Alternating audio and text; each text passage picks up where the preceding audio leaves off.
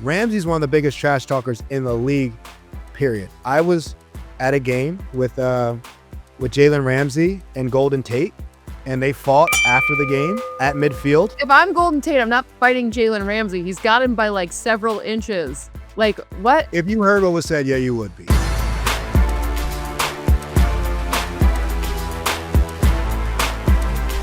And now NFL IQ with Cynthia Frelund and Logan Ryan. Welcome to Week 12's edition of NFL IQ. I'm Cynthia Frelund. That is Logan Ryan, two-time Super Bowl winner. Logan Ryan, my favorite to listen to on the call. How are you? Oh, by the way, before we get into it, make sure to subscribe so you never miss 1 minute of Logan. Subscribe, like, follow, comment. We love all of it, of course, on X, which hopefully we'll be back up and running by the time this show is up and running. It's real Logan Ryan, C. Freeland. Let's go. NFL IQ show, of course. Logan, how are you, my friend? I'm great. I'm great. Full flow. Got a handle of this broadcasting thing, this podcasting thing.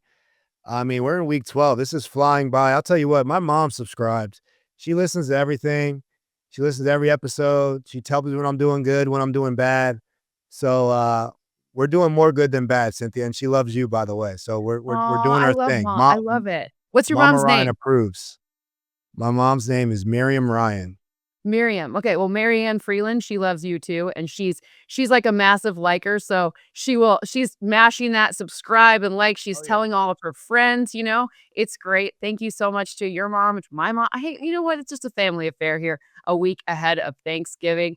So I spent a lot of time this past week recalculating kind of who's going to be my Super Bowl pick, who is projected to win each division. So why don't we today take a look at things and kind of tier things off? We'll go with who we're thinking will be in the Super Bowl now, and then like work our way down from there. How does that sound? Okay, let's do it. I'm excited to see how you go about it. And I have zero data analytics involved. I go straight off feel and what I see out there from complete teams and whatnot. And, I want to see how our lists kind of align. I love that. All right. So for me, obviously right now, we have, it's week 12. Every team's played at least 10 games, if not more.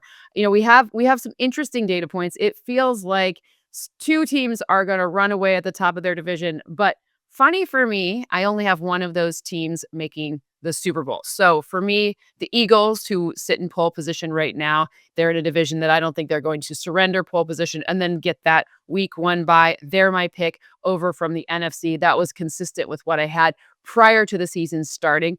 And then on the other side, it has now switched to the Denver Broncos. I have this because of their defense, not because of their offense yet, but the defense, what they were able to do, especially against Patrick Mahomes and an offense who we know can be exceptional. Andy Reid coming off a bye. He was 22-4. Now he's 22-5, whatever. But, never count 15 out. But ultimately, what I'm saying from them is without Pat Surtain, I did not think this game would go this way. Without Jonah Ellis, I did not know Alex Singleton. They were missing pieces and still able to make the necessary adjustments. So to me, the defense, and you'll notice both of these teams have really strong defenses, same with the Eagles, and perhaps some things to figure out on offense. That has forecast for greater success for me going forward. It's like defense plus O-lines equal Super Bowl. What do you think of my picks and what are yours? So we got to take all bias, nothing to do with you calling the Broncos preseason games. No homer in there, right? I picked the Bills to win the Super Bowl ahead of the season, so it would have been closer to my homerism picking after been. It has been some time. I mean, I still look. I love most teams in the NFL, especially the people on them, but ultimately, no homerism. The Lions aren't in it. Yeah, I know. As you get the Lions jersey. Look, I got a lot of helmets behind me, so I just got to clear all my biases out, get that out the way. See, I throw it on you first before I start naming my team, so you can use that on me. Look, obviously, the Eagles are defending champions. They've been there before. We know that regardless of how they're playing in a 1v1 matchup, a game 7 matchup, and you got to beat them once, right? So they're going to know how to win a playoff game, right? So they're a team that's obviously going to be up there in a lot of people's minds. And in Denver, it's hard. The defense is there. The offense has been slow, but they still have a great play caller, and obviously Bo Nix has been a cardiac kid all year. So I'm fine with that. I do not have either of those teams as my favorites. Neither. All right. Mine is going to be really the crown of the AFC right now, not slowing down New England Patriots. Okay. And that's because Mike Vrabel's won Coach of the Year before, and it looks like he's going to win it again. Drake May is a legitimate MVP candidate. Josh McDaniels has been a quarterback whisperer his whole career, from Tom Brady, that's Tom Brady doesn't count, to Mac Jones' Pro Bowl season, to Tim Tebow's might have had a Pro Bowl year under Josh McDaniels. And now you're talking about what Drake May's doing. He's playing so efficient. It's ridiculous how good he's playing just from a historical standpoint, right? He has great command of that offense. And then defensively, they stop the run really well, which matters. When I know it doesn't always matter, but it matters in the playoffs about field position, stopping the run, your defense, and they have great ability to play man-to-man coverage.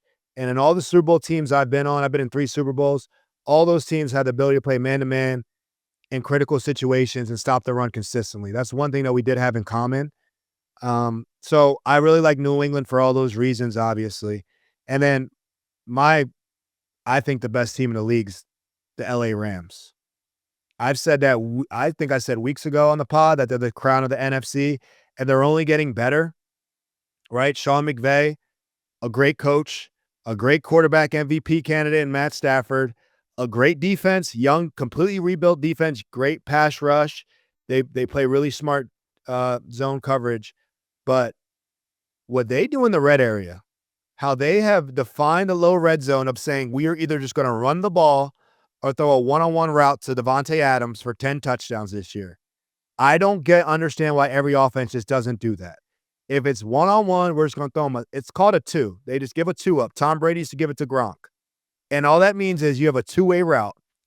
Run the slant. If he takes away the slant, I'm throwing the fade. You don't know if the fade's going to be back shoulder or back pylon, right? There's like 4 different ways you could throw the fade ball, and he can run the slant. And that's very hard for the DB to defend. But when you have a great route runner like Devontae Adams, he has 10 red zone touchdowns. So the Rams are going to get touchdowns in the red zone until people figure out how to stop that, and that's very hard to stop. So I have the Rams, and I have New England. Those are my top 2, and I think they're going to stay consistent throughout.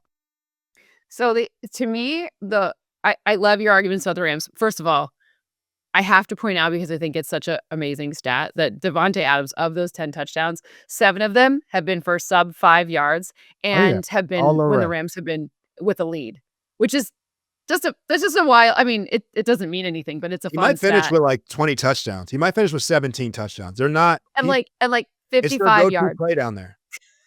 It's And their like go-to 55 play. yards on those touchdowns. Oh, yeah. I mean, it's straight up. It's honestly, so many teams struggle down there, and it's really simple. I don't understand why the Eagles don't do it. Have a run play called. If A.J. Brown's one-on-one, throw him an isolated route. The lineman can block downfield in the low red. Nobody cares. It's going to be a quick throw. And either you hand the ball to Saquon if they have 9 or less, 8 or less at the line of scrimmage. And if they have 9 or more in the box and they have a one-on-one, throw the ball to A.J. Brown. I think everyone will be happy. You won't run the turf push as much, but your stars will get fed and it'll still work. That is catnip for Eagles fans to say Kevin Patullo, to ignite the Kevin Patullo. What's it like? You're giving them some catnip right there, but you're not wrong. But it's just funny because Eagles fans there's 2 camps of Eagles fans: people who think Kevin Patullo needs to go, and liars, right? Like that's the way they feel right now. So when I'm looking at the Eagles, so to me the 2 things that are interesting here, part of the reason why the Eagles forecast to be my Super Bowl pick is because they do forecast to get that bye. I also have the Patriots forecast to get the bye, which is contrarian to my pick of the Broncos. The only thing that I have, the only like data point that doesn't make it the Patriots, is they're requiring one player to have so much efficiency that it's hard to find a comp for in 1 game sample size of the playoffs to have that work every single time. And that Drake May is being super efficient. So should we see Travion Henderson keep his rushing ability up, not just scoring touchdowns, right? But like ability to run the football consistently, that would potentially shift things for the Patriots. But requiring Drake May to have all of these deep passes, it's hard. It's just like what we've seen from Josh Allen in playoffs in the past, or Joe Burrow for that matter. So it's very hard to get that sort of consistency over and over again when you have kind of a lot on one player. That's part of why and again, I have the Patriots as the 1 seed and getting the solo bye. But by the way, the NFC for me, it looks like it's kind of decided. So the 7 teams, other than, okay, I have the Lions in over the Bears. I think the Bears are a little fugazi, in part because they haven't played a single playoff team yet. But um, the NFC is far less competitive to me than the AFC. So maybe we should switch now to our Well, let contenders me for let me which, just counter that real yeah, quick because it was just our yeah. top 2 teams and everyone else No, will go of from there. course. But this is the most important ones. Right. So, okay. So I think the Patriots, they are requiring a lot out of Drake May, but Travion Henderson has done well. But again, dominant defense on the other side with a defensive head coach, right? The ability to get key stops in the fourth quarter. Man up. You got to just do it, right? On when the other team goes for it on fourth down, the other team goes for it on third down, right? And then you obviously have the coaching advantage in Mike Vrabel, what he does situationally to end out games. There's a huge part of the middle 8 where we talk about the final 2 minutes of the final 4 minutes of the first half, first 4 minutes of the second half, right? That sandwich, the middle 8 there, and then obviously the end of game stuff. He is so good. I saw him purposely not try to score against the Bucs. Did you see that? He would rather not get points or score later in the down than to give the ball back to Baker Mayfield. That's He right. didn't try to score on. I haven't seen that ever, I don't think, in my years of football. So he does things that are kind of crazy or borderline genius of strategy because he understands I'd rather have the ball last this half, right? And everyone says that, but everyone's going to try to score on first down there against the Bucs. He didn't do that. So I just think the Mike Vrabel thing and the defense is helping out Drake May so he doesn't have to be such an MVP candidate. They also have balance on the coaching and the defensive side. And then for the Rams, in my opinion, you have the Eagles. They played last year. The Rams played the Eagles better than anybody in the playoffs, right? Better than the Super Bowl, better than the Commanders played, and we know how close that game was. I think the Rams are a better version of themselves this year than they were last year. I don't think the Eagles are as strong as a version as they were last year. So if that's a rematch as an NFC Championship game or that's a rematch as a divisional game, I think the Rams are the better team this year compared to what the Eagles were. And it was an extremely close game last year, and the Eagles were on fire last year. It's hard to say they're just going to catch fire again because they were last year. I felt that in New England. Just because we went to the Super Bowl last year doesn't mean we're the same team the next year. We were always pretty good, but we weren't always the same team from year in to year out. We'll see a test for the Eagles without Lane Johnson for the next couple of games with his injury. So that will be a huge difference. Right tackle, massively important. We haven't seen Saquon really get going to the degree we're used to. I mean, it'll be interesting. I'm curious. The Patriots have an easy schedule going forward. Is there any what are your I mean, you can only play the schedule that the schedule makers have made for you. But, without any real a lot of remaining big tests, is that an advantage or a disadvantage heading into the playoffs? Because you're not going to have to face as much adversity as you would if you were playing the schedule. I mean, the freaking Chiefs may not even make the play. Their schedule's so hard. Now you have the Patriots, their schedule's relatively light. Yeah, I think it's either way, right? I think sometimes you want to be tested, but at the same time, you're winning games. You're going to set up an easier road of having hosting home games, which is much easier. Look, the playoffs are the playoffs, but home games are preferred. And then, look, you have the Bills in your division. I mean, that is a test of a test. Having to play Josh Allen twice a year is a test, right? And they had early season adversity.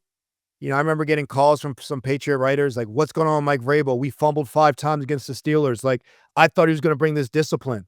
And I was like, give it time. It's like week 3, right? So they had some fumbling issues.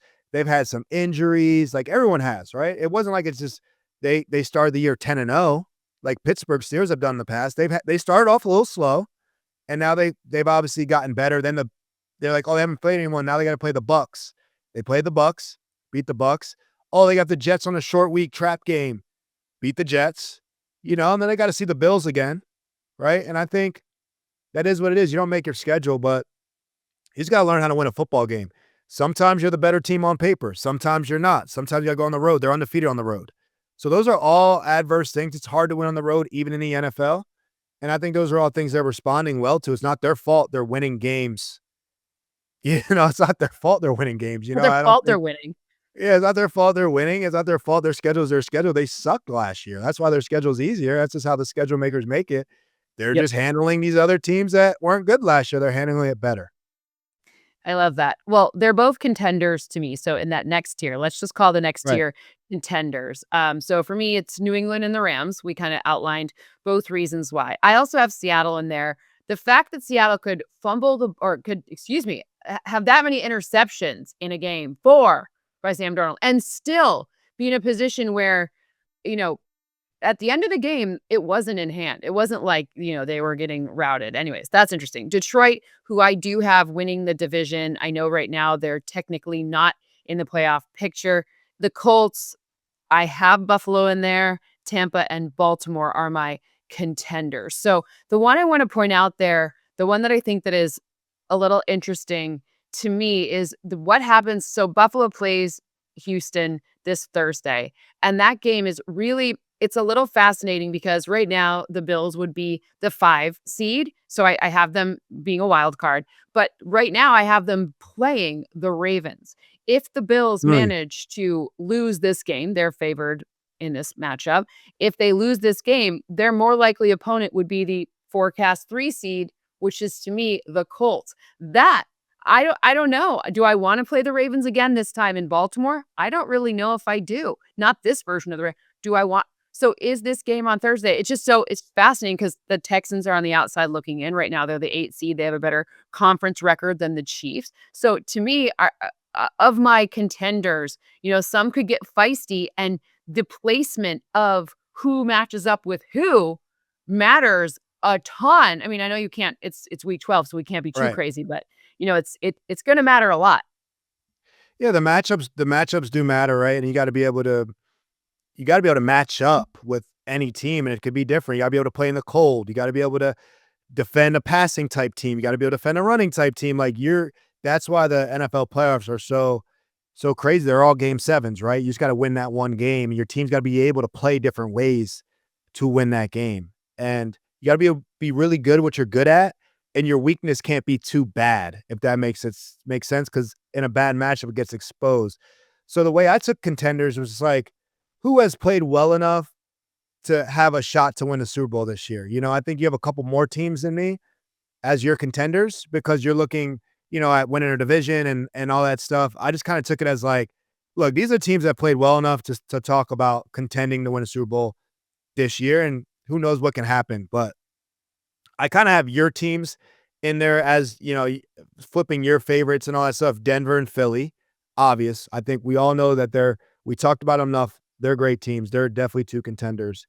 My next tier is Detroit and Buffalo. The NFC, Detroit, and then Buffalo. And it's just because I really feel as if, Josh Allen is the best player in football. There might be other people that win MVP, but I mean, I think he's the best player in football. 6 And touchdowns, yeah, no big so deal. there's always Josh Allen, right? Like Right. that isn't going anywhere. And they know how to score points when they have to score points. He knows how to come back and make a play. He knows how to use his legs. He knows how to use his arm. I mean, it's Josh Allen, right? And then the defense is we're just hoping and chugging, right? Chugging along. But I honestly, it's the MVP effect of Josh Allen, just the best player in the league, and Buffalo. Detroit is a team who's been there. They have players who have been there. They have an identity. They can run the ball, right? The play action game. And then defensively with Aiden Hutchinson this year, right? They didn't have him last year. Aiden Hutchinson back this year, trying to get all these safeties healthy and on the field and all that stuff. The linebackers they played Philly really well defensively, right? So I think this is a serious contender in Detroit, obviously. So I have Philly, Denver, who you have as favorites. I have Buffalo and Detroit, right? And then the next team is just Indy. And just because they've been so good this year, on both sides of the ball. Obviously, I think they have the MVP in Jonathan Taylor. Daniel Jones has played really well consistently throughout this year. And they have a huge test coming up with Kansas City this week, right? And that's really going to show us, again, we're always looking for the legitimacy factor of the Colts. But you can't say they haven't played great. And there's a chance for them to have the number 1 seed. And it comes through Indy and whatnot. So those are just my 5 contenders. There's going to be a lot more teams in the mix. And if this happens, that happens in matchups. But those are the 5 teams that I think have played consistent. They have great records. They've had really good offenses or really good defensives. And they've played to earn the right to be contenders at this point. So did it concern you at all? I'm going to ask as a fan for a second, and then I'll give you my mouth on this. Jared Goff could not throw the ball downfield. Was that because the Eagles' defense was so smothering? Was it because he just had an off game, which happens? I mean, typically Jared Goff is very accurate. That's one of the things that has always been when he's on, right? And was it just off, or was it Quinyon Mitchell just being really good, or like what happened from your point of view in that game? And should we be concerned? Because some people, not me, but some people like to point out that he plays a lot differently inside versus outside. And I'd put more caveats on it than that. I think wind matters. I think temperature matters. Not just like any old outside is not the same as cold and windy is a little different than just outside. Well, I know wind for quarterbacks plays a factor. Like wind and rain play more of a factor than snow or just cold. Like that wind is real. When I saw the pregame, how field goals were whipping around, that definitely changes a lot, especially from a team that doesn't practice in it, right? In New England, our weather was horrendous. And we had an indoor and I never saw it. Bill was like, we're not practicing in that thing. The bad weather's our advantage. Cold weather's our advantage. Windy days in Foxborough are our advantage. Snow is our advantage. Rain's our advantage. So we practice in everything. Tom Brady could throw the ball in anything because that's all we practice in. And I doubt they're practicing outside in Detroit a lot when they have an indoor. So they're probably indoor all the time. And then when you have crazy windy weather, that can affect pass catchers and throwing the ball. Now, Detroit is also built to run the ball, which is why I like Detroit, right? And they need to focus on that. I think it was a combination of the weather. I think he had a bad game. I think he had 2 gloves on. Never go when your quarterback's throwing with 2 gloves. I never no, shout out to Teddy Bridgewater. He's the only one allowed to do it. Everyone else, Teddy 2 gloves, he's been doing that since college. Everyone else, don't put on 2 gloves to me. That's a good day as a DB if the quarterback got 2 gloves on. But I just felt like also the Eagles are really finding their stride defensively. And that's how Vic Fangio operates. They get better as the season goes on. And I really think they're starting to find their stride, especially with the new pass rushers they have in there. Brandon Graham came back. They got the guy from Miami to come over. Phillips. Right. Mhm. So I just think like that's a top defense. And just because the defense has a good day don't mean the quarterback's also awful. I think, it's a little bit of both happening. Yeah, I mean, when you look to see kind of the advanced metrics on Jared Goff throwing in this game, it's like since he entered the league, one of the lowest like EPA, downfield, anything downfield just wasn't working. But, that happened last year against the Texans. So there's always and that was inside. So sometimes this stuff happens. I'm not to say I'm not worried because I'm a Lions fan. So like, of course I'm worried. I've lived through some lean years, but I think, as the analyst in me is like, all right, this is, Penei Sewell was off for a couple of snaps. Like there were some things there going on that are abnormal. Like, let's see how they do, Thanksgiving against, the Packers. Let's see. That's more of like a true test of who they are for me than perhaps this past game or even against the Giants this week coming up. So, I mean, I don't know. So my other question for you on Indy. All right. So we get Sauce. Okay. Well, we get to see them get Sauce, right? But now they're missing DeForest Buckner. So how does that sort of net out? Because I know you have a week to handle it, but that's a big loss. DeForest Buckner was having a hell of a year. We saw against the Falcons, Tyler Algier basically ran right to the vacated DeForest Buckner spot to score some touchdowns. How does the team handle that? Because that's like 2 pretty big, 1 plus change, 1 minus change, like all Right. at once. Well, I think Indy loved their front 7, and they were like, hey, we're a lockdown corner away from being able to play man-to-man, right? And win with our front and do exotic things. Because when you have a good four-man pass rush, you can play man-to-man. You can do a lot of different stuff with that linebacker and that safety. Like, you could do a lot of different you could spy the quarterback. You can change coverage, right? If you could do a four-man rush and play zone, which you maybe don't have as strong of man-to-man corners, you can Right. still do some stuff if your rush gets after it, but you can never really lock up in critical situations. I think that's what Indy wanted to do. Now when you lose DeForest Buckner, he's like a game wrecker. He's like a guy that your defense is somewhat built around. Yep. That might make Zaire Franklin's job a little harder from play to play because he keeps them clean. Like, I compared to like Vita Vea in Tampa's defense. Like, it's not just about Vita's production, it's what he allows Levante David to do behind him, right? He occupies blockers so Levante is clean to then be Levante David. That makes sense. So that is what these great D tackles and 5 techniques and these end tackle hybrids, they keep the linebackers clean. And Zaire Franklin leads the NFL in tackles every year. Great D tackles in front of him, you know? So that's what Vince Wilfork used to do for the Patriots. It allowed Gerard Mayo and Hightower and Jamie Collins to have great seasons because the front's so good in front of them as well. So it could be a little bit of a domino effect. You now with Sauce and this loaded up secondary, now you just run the ball. Like, all right, I'll take the corner out of the game by running the ball, getting it to 3rd and 3. You get a man-to-man. We run a pick route. Doesn't matter how good you are when you get picked. So it's like it kind of takes away from how you want to play a little bit. So you got to kind of just see. That's where your subs and your reserves are for. But it could change some things with the Colts. Like Bill Belichick used to say, the backup's never as good as a starter. He would have been starting. So it's going to have an effect. It just, you I don't know love how Billisms that are like that. The backup's Yeah, never he's good like, as if a the back, starter. he's like, look, when we lose a key player, like how the next man up, but the next man ain't always the starter, or he would have been starting. So there is some, there's going to be a little cracks. Now, how much cracks before the whole dam breaks? I don't know, but we'll see how much cracks and how much leakage they have now. I love it. So you did not mention the Bucks and you did not mention Seattle. Are they in your next tier, so we're moving on to the next tier, which would be our hope to be in the mix tier.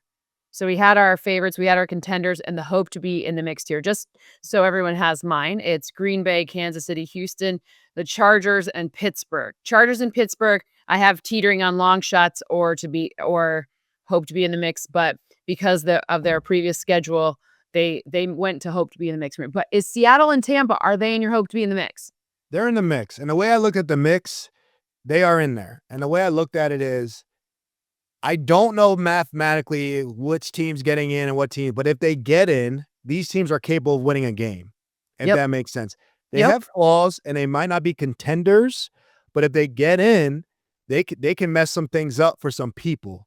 Okay, in the mix, mess some things up teams are Kansas City, because they're still Kansas City and they still got Mahomes. They can go on the road and they could beat they can go on the road and might be favored at New England. Who knows? They can go on the road and be favored at Indy. I think Kansas City's favored at Indy this week. So that's a team. I'm not never putting 15 out of there. Baltimore, for the same reasons, Lamar Jackson, right?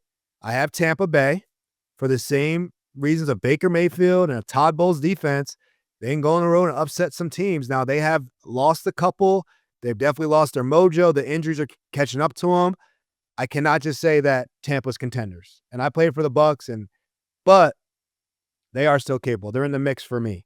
Seattle, right? They got great defense. We all love that. Sam Darnold had a 4-pick, 3-pick night or whatever it was. I've seen that side of Sam Darnold come out now a couple times, right? Last year and then this year. That's why I don't have them as contenders. But, they're in the mix. Chicago. I got them in the mix. Got them. They're finding ways to win. Okay. Ben Johnson, Caleb Williams, my guy, Kevin Byard, one of my favorite teammates ever, one of my best friends in the league. All he does is catch picks. Okay. He's still doing it. So they can turn the ball over on defense, and they got this Ben Johnson effect. What's their record, by the way? They're in pole position in the North. I believe they have. Are they 7-3? 7-3. I just didn't know if they had their bye yet or not. 7-3. 7-3. Chicago Bears. I don't know if we're talking about that enough. Okay. And then in their division, Green Bay. I'm kind of mixed on Green Bay, man. I know the pieces they have. I love Jeff Halfley, Michael Parsons on defense. They clearly could beat some Josh Jacobs. They could really beat some people in the playoffs. They're in the mix. But I'm just not sold on them being contenders. I don't know. Jordan Love, I don't know. I don't feel great about the Packers, but clearly if they beat somebody in the playoffs, I don't think we'll be shocked. And then San Francisco, just Mhm. because of the coaching, just because of Brock Purdy came back. He's still good at football. George Kittle is back. He's still good at football. Obviously, they played the Cardinals.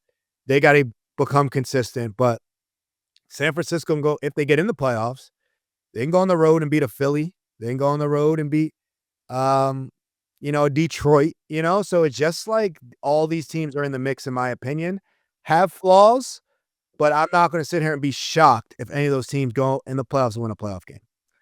Okay, so I know you talked about Jonathan Taylor as your MVP, but my pick for sneaky offensive player of the year would actually be Christian McCaffrey because what he's doing is he kept this team alive. Like they're going to make the playoffs, and not because of anything other than McCaffrey had conservatively 1 billion touches. He's like the first player to have missed at least 10 games in a season, and then the next game come back and play it even. So I don't know the lowest number, but this number of touches is just absolutely ridiculous. So I don't know if he's getting enough shine for being able to, I don't know, at least offensive player of the year. Like, you're not going to get as a running back is just highly unlikely to get MVP just because that's not how we've given away the award for so, not to say it's not right, but I'm just saying the likelihood is low. But I don't know. He's not giving enough like at least offensive player of the year shine. But my problem, my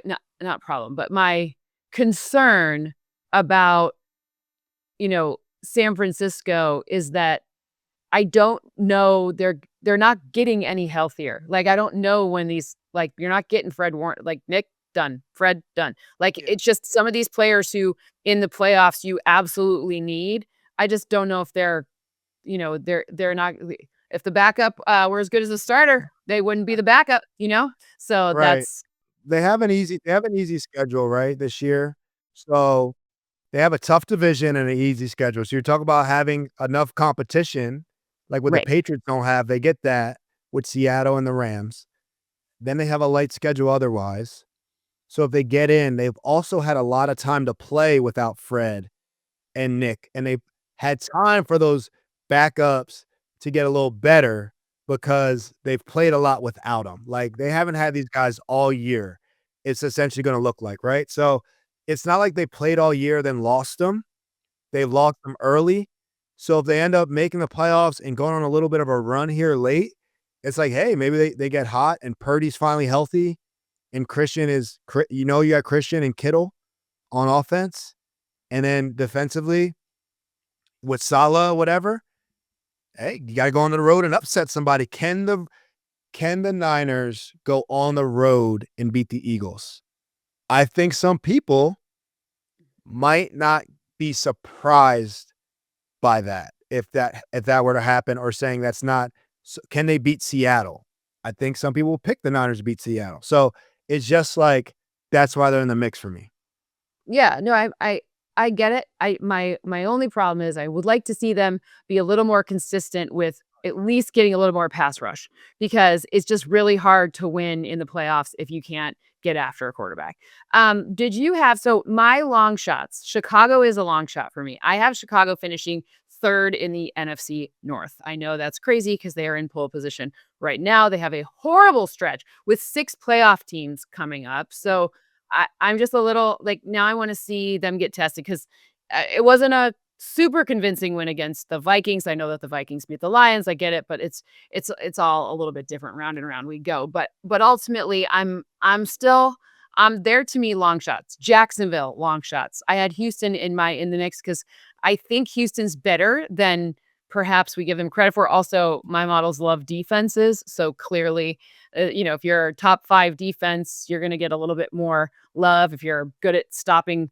I mean, I was just googling now to like, is Aziz Al Shair back or not? Like these tiny little things matter for that kind of division, even though the Colts will run away with it, it's possible. I mean, Houston's knocking right at the door. They have a better conference win total than the Chiefs. Like they're interesting. They're an like interesting little team. I don't think that they're contenders, but they could give some people some problems in the playoffs. But I'm curious. My last one of my long shots, the Carolina Panthers. This is more to make the playoffs. Your I long know shot it's to make the crazy. playoffs? I'm talking about making the playoffs. I think Okay. that they could because they've got 2 against a team that well left, and they're kind of winning these weirdo games. I mean, they're losing weirdo games too, but like I have no idea who they are. But Tedero McMillan, he could be a good pick for offensive rookie of the year if things go a little bit different. I mean, watching that game against the #1 pass defense Falcons was pretty amazing to see what he could do to AJ Terrell. AJ Terrell, who hadn't given up 30 yards in coverage to anyone. This rookie comes in here, and I mean, maybe it takes a David Tyree catch on your helmet to make it happen, but he made it happen, you know?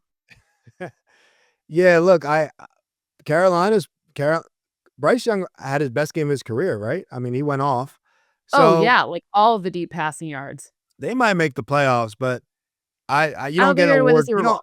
You don't get an award for making the playoffs. Maybe in the media you do. Maybe your coach gets another year.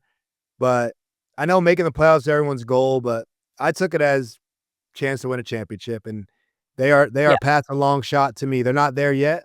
I don't have them in my long shots. I understand why they are long shots to make the playoffs, though. That's legitimate. My long shots to win a Super Bowl, long shot. Pittsburgh, right, with the Aaron Rodgers injury.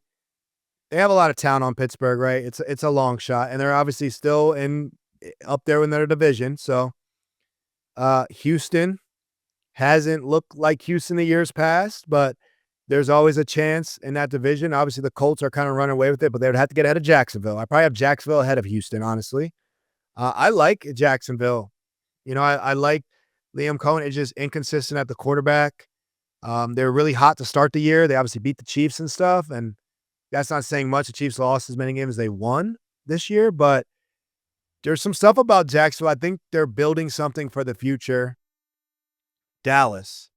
I don't know, man. Dallas could play some offense. They got obviously some defensive acquisitions coming, but Dak Prescott, I know that the Eagles are going to win that division, but it's really no one else in that division but Dallas. So if Dallas hangs around, can they get in the playoffs? Then you got to outscore Dak Prescott. And we know how good, I mean, he was an MVP candidate for us like every week. I don't know if he still is or isn't. And then, the Chargers. I think you had the Chargers in the mix. I'm not sure. My problem with the Chargers is my model hates O-lines, and then their defense played an inexplicable game this past week too. So they have data that's like they have data not dissimilar to like the Falcons or Carolina, where it's like some days they look good, some days they don't. We Yeah. don't know who are they, who am I don't know. Yeah, this is a long shot with the Chargers. I mean, they get in. These are one and done teams to me. Yep. I mean, a lot of stuff have to happen to win more than that, in my opinion. But these are just teams where, you start looking at draft capital. I'm not saying these teams are that. That's the next range of teams. But Pitt, Houston, Chargers, Dallas, Jacksonville, you're looking at bottom seeds. Who knows? Got to get hot, but it hasn't been consistent at all. It's been honestly somewhat more negative than positive, and they're not anywhere higher than me. I put them in my long shot category. By the way, producer Ben just told me that the Panthers are they need the coin toss to go their way. So when they've won the coin toss, they're undefeated. So just What so do you we're know? clear, 6-0 I wonder, when they I won the wonder what coin they toss. call. I wonder if they call tails every time. I know we should.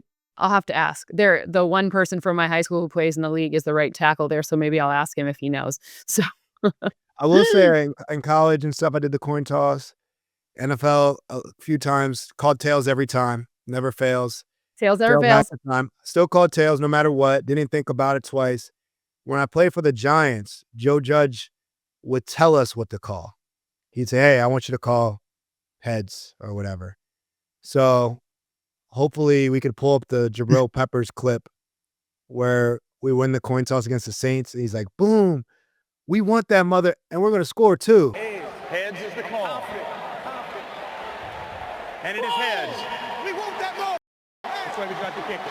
Is the most hilarious coin toss interaction I've ever seen. But I think Joe Judge told call heads. Pep calls heads. We take the ball in overtime and we won. But I love it.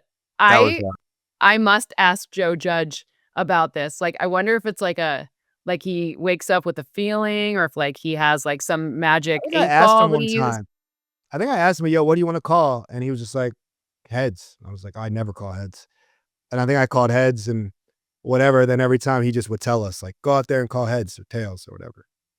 That's But so interesting. I that's how like the that's such a that's how fascinating. the coin toss works in the NFL. Some coaches I tell love you it. what to call. Some coaches, you go out there and do your thing.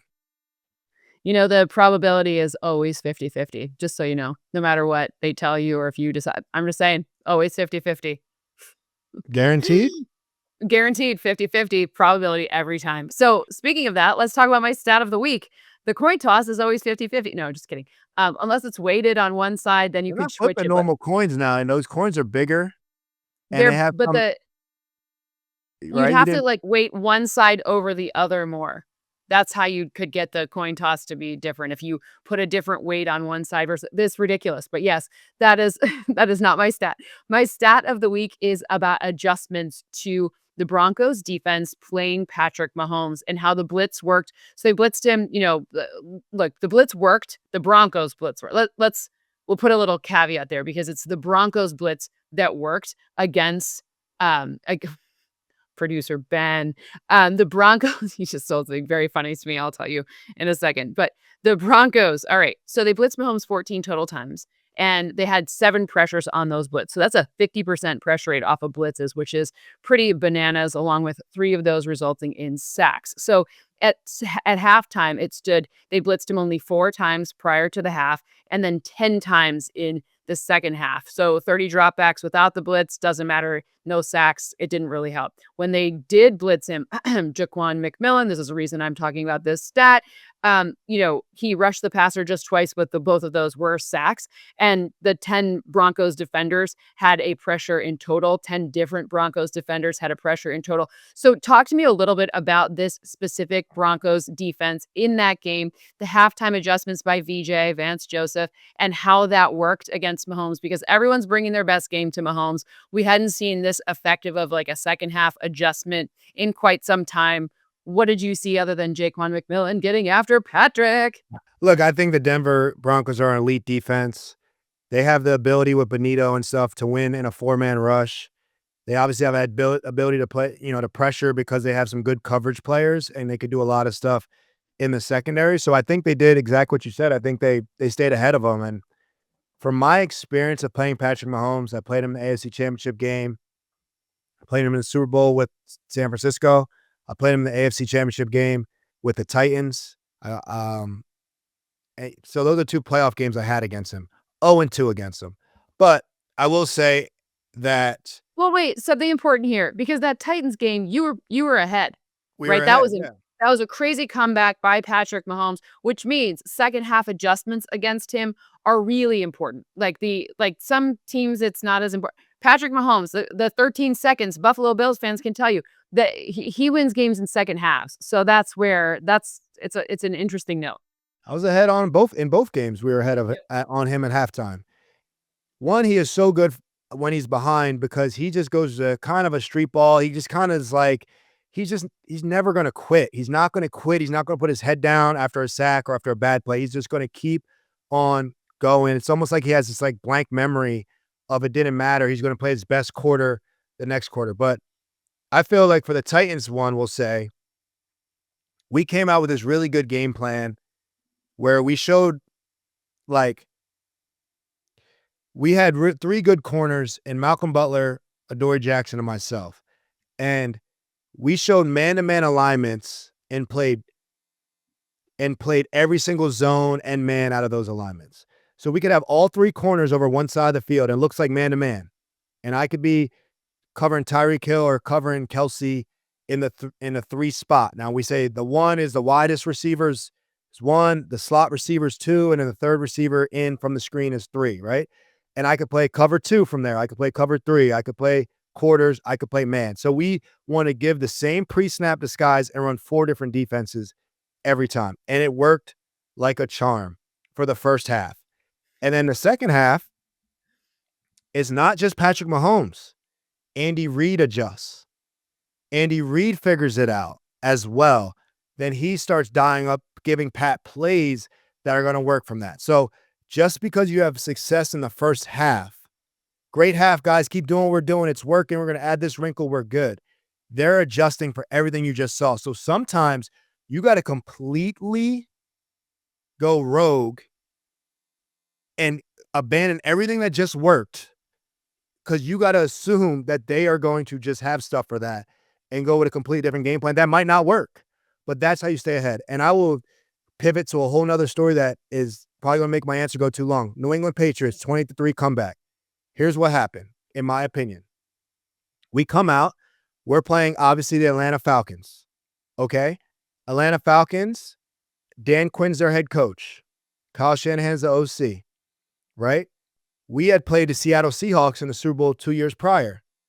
I don't know if Dan Quinn was at Seattle still, or I think Dan Quinn was the DC If he in wasn't, it Seattle. was still like his hands were in, Right. So we knew that Atlanta ran Seattle's defense. So all the plays we ran the Super Bowl prior, all the cover 3 beaters, the zone, they run nothing but zone. That's Seattle's defense, nothing but zone. I'll keep it simple. All our zone beater stuff, we've practiced for 2 weeks. We go out to the Super Bowl, we run it. They ran nothing but man-to-man in the first half. Nothing but man-to-man in the first half. And that's when Robert Alford had the pick 6 on Tom Brady, and it is looking bad. Like, whoa, we just got blitzed, not blitzed, we just got ran off the field.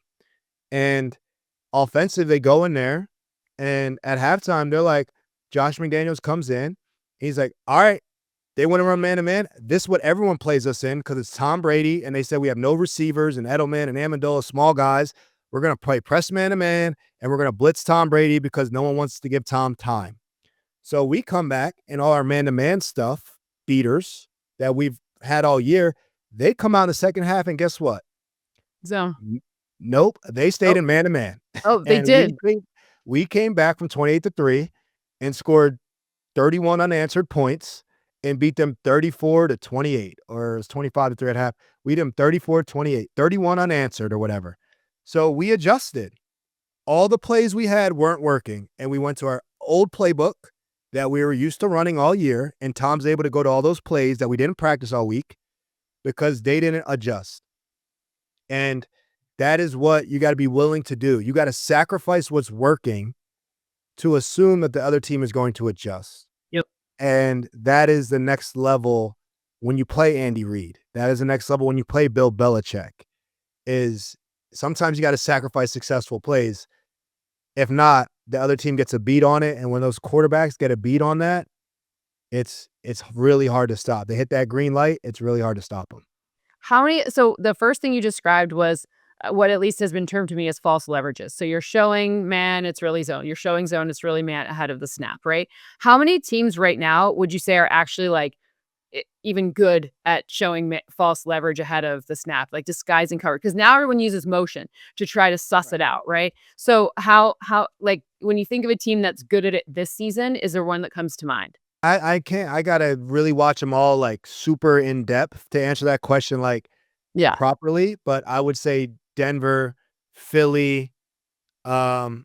Philly was what came to mind for me. But yeah. Tampa's always good. And I would say the terminology, from a player perspective, leverage is when I'm covering somebody man to man. I rarely cover them head up. I cover them to a leverage. I'm taking away their inside, taking away their outside, like a shade. I'm like shaded over a little bit inside or out. We call that leverage. This is kind of like pre-snap disguise. Like we're showing a different coverage than we're really running. Everyone does it. Everyone rotates their coverage, but it's like basic. It's simple. The ones that have much more complexities to it, really move a lot of players, is very few and far between. Kansas City's one. I'll give you that. That Spagnuolo has all different types of stuff where it's a really completely different coverage. Brian Flores is known when you have a lot of guys showing at the line of scrimmage and it's 3 different defenses, you don't know which one it's going to be. Those are kind of the teams, in my opinion, kind of Philly, Denver, they do it more of a zone shell where it looks the same. Like they're not showing man to man, they're showing zone, and they'll switch the zones on the Right. snap.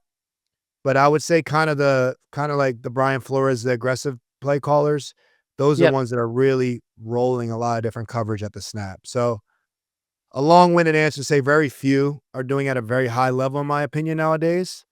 But that's a real big key to kind of stop these great quarterbacks.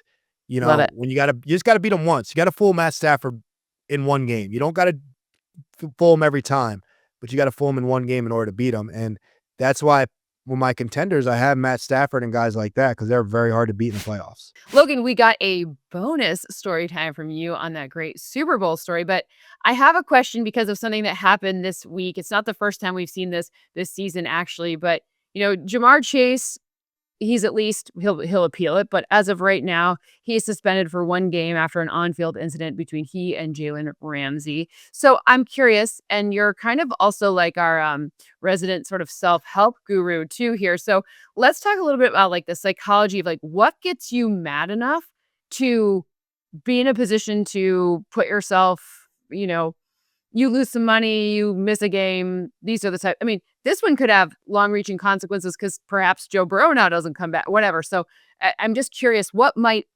put a player in that frame of mind? I've been on the field my whole life. There's some respect on there, right? We gotta try to win the game, but also there's some lines you don't cross. I've never been spit on. I haven't spit on anybody. Never intend to. But I will say, look, some things get said out there. Some things happen out there when I've seen people lose their mind and punch helmets and stuff. One of them being you took a cheap shot on me to really hurt me, right? We've seen some of the low chop blocks. We've seen some egregious blocks in the back where it's like, yo, bro, there's nothing in the code of this sport. You can't do that because my body, if you break my leg making a tackle, that is what it is. But if you try to do something cheap and dirty, then I've seen some things go across the Yeah. lines, right? And that is what it is. And statute of limitation, I'm not trying to air no one's incidents out, Nope. some No, reason that we're just makes me talking about great. mentality here. What There could we get go. you there? Okay.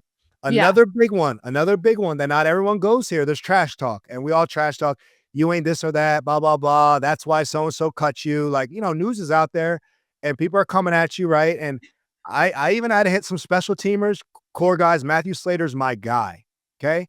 I love Matthew Slater, should be a Hall of Famer, but there's been some special team players talk some trash to me. I say, hey, man, get the pom-poms, cheer on while we play offense, defense. You wait for fourth down, then you get to play, right? So there's been some of that, that has gone, I thought funny, but it It's is what it funny. is.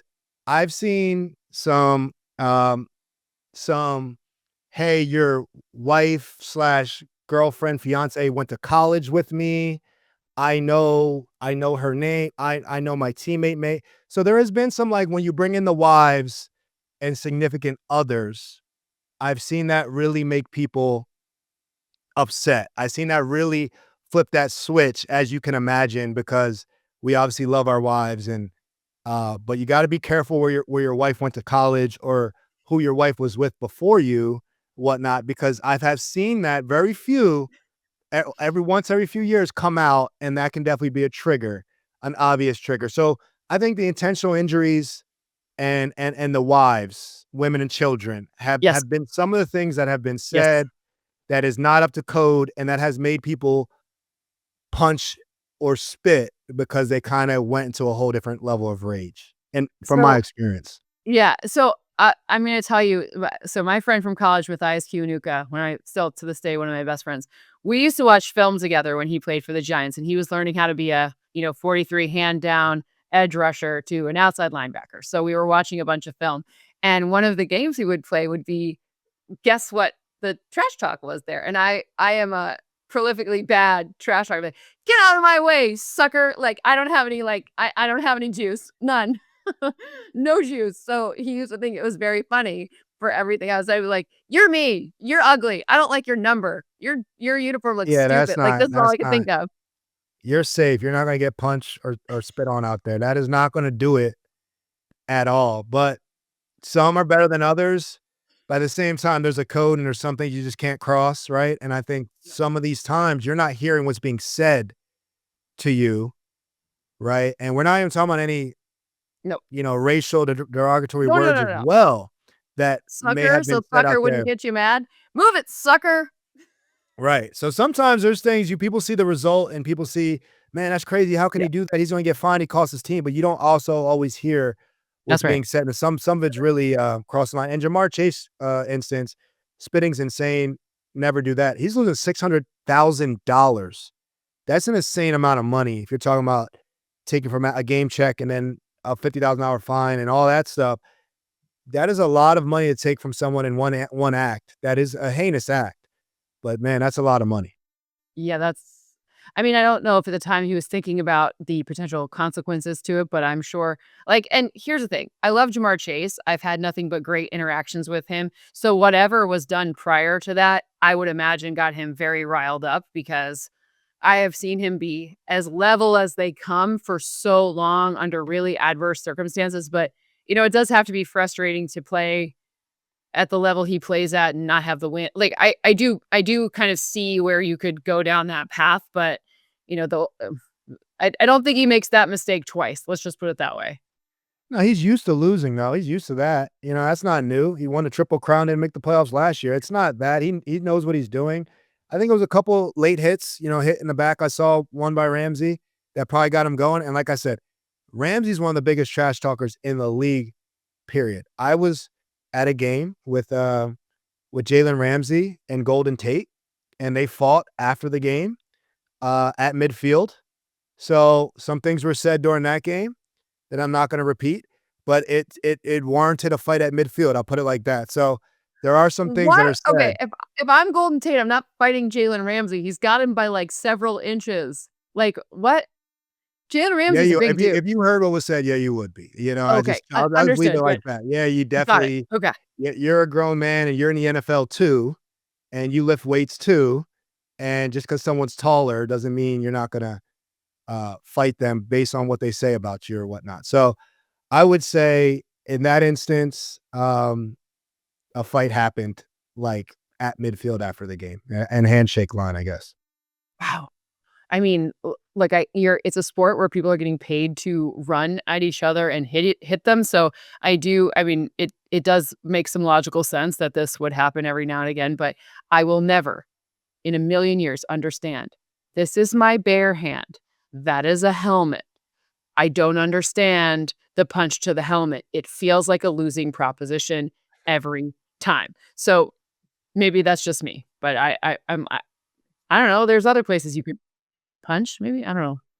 I would look, I think that's more instinct, of just swinging on somebody out of rage and whatnot. Obviously, I haven't seen too many people knocked out from getting punched in the helmet. I haven't seen that one, but it No, happens quite often. Now, if you get that helmet off somebody and you still have your helmet off, there's trouble. I've seen yeah. someone rip a helmet off someone and beat them with it.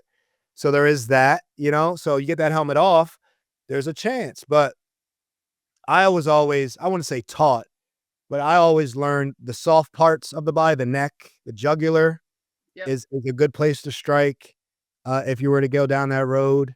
Some pressure points and stuff. My dad is a black belt, and I grew up That's awesome. in somewhat martial arts, so I knew some pressure points and stuff like that. So I got people up off me when I had to. I had a clean 11 years, not fined too many times, but there was definitely some instances I had to strike some jugulars real quick. Um, and was able to get out of there fine free and home to my family with dignity. So it gets crazy out there. I will say it gets kind of crazy sometimes. I can't even imagine. I mean, you're finely tuned specimens in order to, use I can't even imagine. But I mean, I do think though, my one note about any of these fights is that the older the player gets, it seems that they find more zen, which makes me kind of happy in getting it seems like you can be a little bit more of a hothead when you're younger and you kind of cool off or you learn, or maybe the ones who last are the guys who I don't know the causation versus correlation, but it does make me believe that as we get older, we get, better. Maybe it's just my because I'm aging, whatever. It's time for predictions. Now that my old head talk is over, it is time for some predictions. So let's chat about anything you predict will happen. My freaking Troy Franklin touchdown was so close to happening, but it didn't. So He was blah. cooking though. He was cooking, and I feel like it wasn't a bad prediction still, and the Broncos did win, but I was pretty happy about, I don't know. At least I felt like I was on the right track, but still not whatever. And of course, Aaron Rodgers got hurt, which is not, that kind of like puts an asterisk next to your prediction, because when you're hurt, you can't throw for 350 and 3+, but he probably would have had he been out there. Mason Rudolph. Yeah. So I'm giving us like a Pittsburgh looked better though, right? I knew they had to kind of way respond. better. Obviously, I didn't assume an Aaron Rodgers injury, and that's the hard part about all this predictive stuff. That's why I like being an analyst, because I get to talk about what happened after the fact. When you got to predict stuff before, there's so much injury and things that happen in this sport. It's the hardest sport to predict, in my Totally, opinion, but right? 'Cause I think the that's what makes numbers, it the most fun, right? right? Because then you're like, you sit there and you're like, okay, like what's gonna happen in this one? Anyways, so what is your prediction for week 12? Look, I'm going to go to a key matchup in the AFC. It looks like the Chiefs' season is on the line, and they're playing the Colts, right? And this is a Colt litmus test. This is the Chiefs, and we got to learn. We're going to learn some things regardless from the game. The Chiefs they're running their best stuff. There's That's no right. hiding it. There's no like, oh, we'll save this one for the playoffs. They got to run their best stuff. They need to win, Yep. and they got to win this one now. So I'm going Chiefs being the Colts, but Rashee Rice. Okay. I look at Sauce Gardner. Not sure if Charvarius Ward's back in the lineup, but I like the Colts corners. So it's really going to be this matchup in the slot. And Mahomes is going to have to go off. Rice, is going to occupy a lot of that space. And I think he's going to be the leading receiver in the game. Tons of targets, tons of receptions. You put the number what you want. I got leading receiver and a Chiefs win, but Rashee Right. Rice is going to be a dominant force. They have no choice. I don't think the Chiefs are done by any means, but the Colts got it. This is why you acquired these players that you acquired. This is why they went for it this season. The Colts are going for it, right? And they got to beat teams like the Chiefs and kind of end teams like the Chiefs in order to do what they plan to do.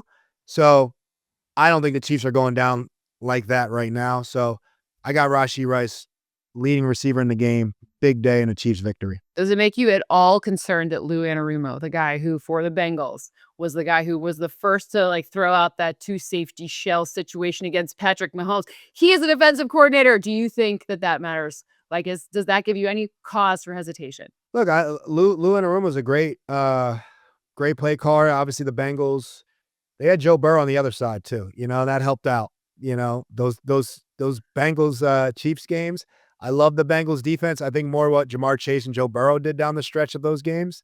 So that's good. Pat goes against great D coordinators all the time. And even if you run the 2 shell, that's even more usage to the tight end and to the slot receiver, being Kelsey and Rashee Rice. So all that adds up to Rashee Rice has a good matchup in the slot there. And look, that matchup's Kenny Moore. And Kenny Moore is a heck of a slot player. So that is a matchup to see. And one I'm looking forward to. And I think that Rashee Rice is going to have a big day in order for the Chiefs to win that game. I love it. Well, I'm going to go with the Lions prediction because I told the Giants defense that I tell them every time on TV, until they fix their run defense, I'm just going to keep picking on them. So I think that, it feels right. It feels like the right thing to do. So I'm going to keep my promise. I think that the Lions runners have a massive day. I think you could probably slot in both a touchdown for Jahmyr Gibbs and for David Montgomery in this one. I know David Montgomery typically runs to the inside, not as good. You run to the outside on the Giants, but it doesn't matter. You know who else can run to the outside? David Montgomery. So I'm thinking probably, I think let's go big on that one, a touchdown for each of the running backs for the Detroit Lions against the Giants defense. Like, I love Mike Kafka. Don't get me wrong. Not saying I don't like the Giants. I just promised that until they fix their run defense, I'm just going to keep picking on them. Yeah, the Giants have 2 wins. You know what I'm saying? And I believe might be Jameis back or might be Jackson Dart. I have no idea. But some pretty exciting quarterbacks. I'm not like I don't think that run defense is going to show up. I think it'll be entertaining. I mean, I honestly, I hope for Jameis. I want another week of the speeches and the dances and stuff. So the wildness. Yes, I think The it's W's. a mandatory Jameis Winston needs to at least play 4 NFL games a season clause. And I think we can all, as NFL fans, sign a petition to at least get Jameis, ship him to non-playoff teams at the end of the year for I mean, entertainment. although I love Jacoby Brissett too, because I think there's he's such a but all How of about those. that stat line? How about that stat line? 47 completions. That's going to be a great trivia question for 5 years from now when everyone's like, I remember this, but who was that quarterback? That's going to be a great, I can see it on Jeopardy now. Yeah, no Marvin Harrison, no James Conner. Just go out, Jacoby, and go to Michael Wilson 47 times and Why Trey not? McBride. Let's get after it. Why not? Why not? I love it. Hey, well, thank you for hanging out. Where's your game this week? You got? I'm at Pitbull Stadium, Florida International, Dale. Mr. 305. I've never been to Pitbull Stadium. Excited to see, but I actually think it is bring your pet to Pitbull Stadium Day. And this game I am a huge animal advocate. I got the trophy up there if you didn't see. I know. I love that trophy. Can So, you bring an animal? I'm not going to bring my dog while I call the game. I just don't think I can multitask that, but I'll be encouraging everyone else to bring their pet to Pitbull Stadium Saturday afternoon. That's great. Well, have a great game. At least you don't have to do crazy travel for that. Travel to good weather places feels like an easier haul. I know it's relatively close too. So It's a win. This time of year, Miami, late November. It's a win. We'll take it. Could be worse. Could be, We'll take we'll take it. All right, we'll see you back here next week. Make sure to subscribe, follow us both on our socials, and we will check you out back here next week.